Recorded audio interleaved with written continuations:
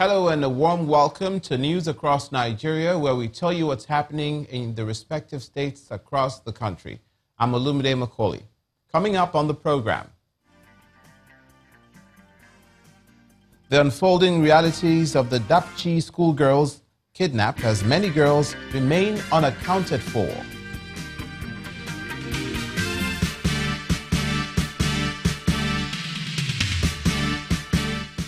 The army reassures Nigerians that it will overcome the challenges of internal insecurity.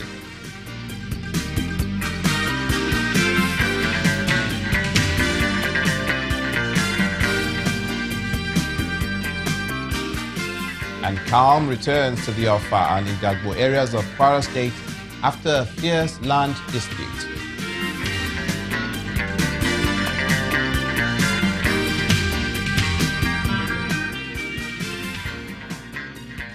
Thank you so much for joining us. We begin in the northeastern part of the country. It's been a very traumatic period for parents of the schoolgirls kidnapped on Monday night in Dutchi community, Yobe State. One father is trying hard not to lose hope as he continues to pray for the safe return of his daughter. We spoke to him earlier today on how he and other parents are holding up. Worried that more than how they are in the last. Because the last 2 days they were home, seeing their children are coming back, with the government is doing a lot that children have come back to their parents. But on the arrival of them yesterday, when we made it clear to them, none of the girls was found by the Nigerian army. There was a lot of food, and at the same time, they had a lot of community on some part of the convoy of Governor Dutchi. And at the same time, there was almost 4 to 5 of the parents who fainted after hearing the bad news from the government that none of the girls were found. Because years before the arrival of the governor, almost all of them were expecting the governor is coming to their job. Based on the report by the director of their community, they have educated a lot of people around to find out whether if there is any of the girls who have come through that run. But they have found out that none of the girls were found in those villages. It indirectly tells me that these girls were being abducted by the members of the community. Yeah, actually, there is a serious problem now because at the time when the people are expecting the government incredible information about their girls, the whereabouts of the government were giving this information while the army are giving this information.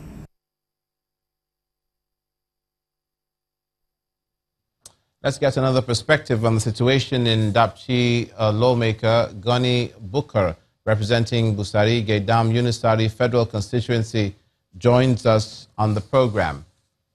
You're welcome to News Across Nigeria. We'll bring you that conversation with him as soon as it's active. Meanwhile, elsewhere, calm is returning to Ofa and Igagbo following a land dispute which led to the extensive destruction of property in the border communities. It's still not clear how the crisis began as the warring communities continue to blame each other and claim ownership of the disputed area.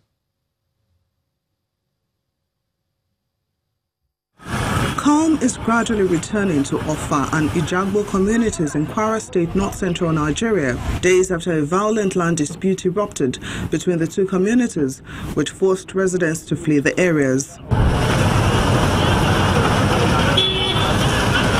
According to eyewitness accounts, the violence erupted following disagreements over an age-long land dispute, which left destruction in its wake.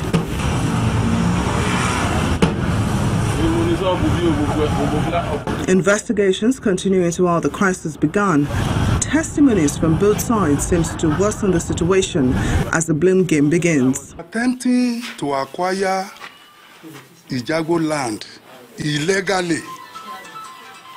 Now, they went as far as challenging this matter in the court, law court, and they instituted an action against Igagbo community, which we rarely reply them. In fact, the matter is now lying down in the Gama. It began with the encroachment of community secondary school, Ofa. This community secondary school is one of the community schools in Ofa.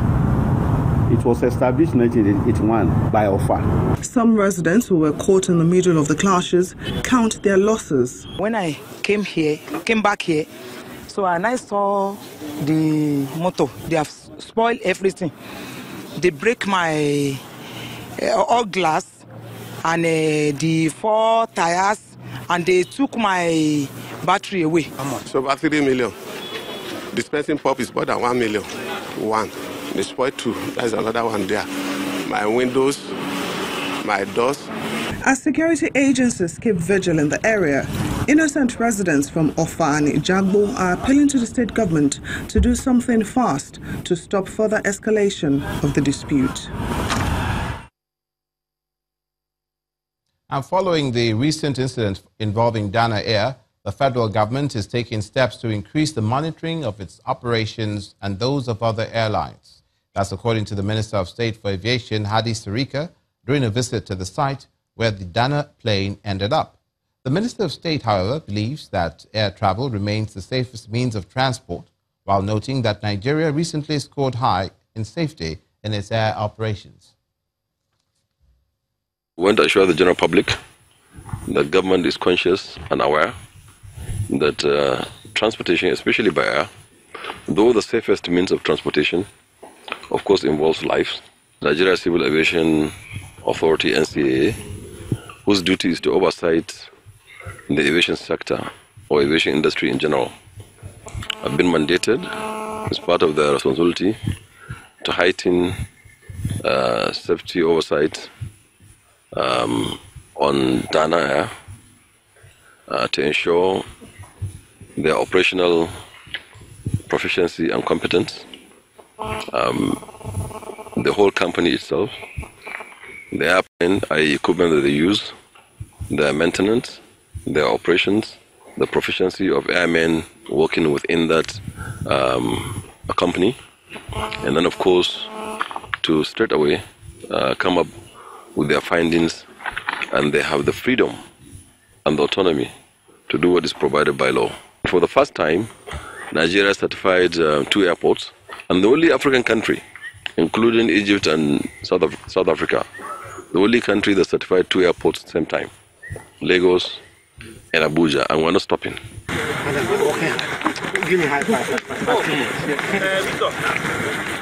Minister of State for Aviation, Hadi Sirika, will take you back now to Yobe State in northeast Nigeria after the kidnap of schoolgirls from secondary schools in Dutchi local government area. We're trying to get a perspective on the situation, and joining us is a lawmaker, Honorable Gani Bukar, representing Busari Gaidam Yunusari Federal Constituency. Welcome to News Across Nigeria.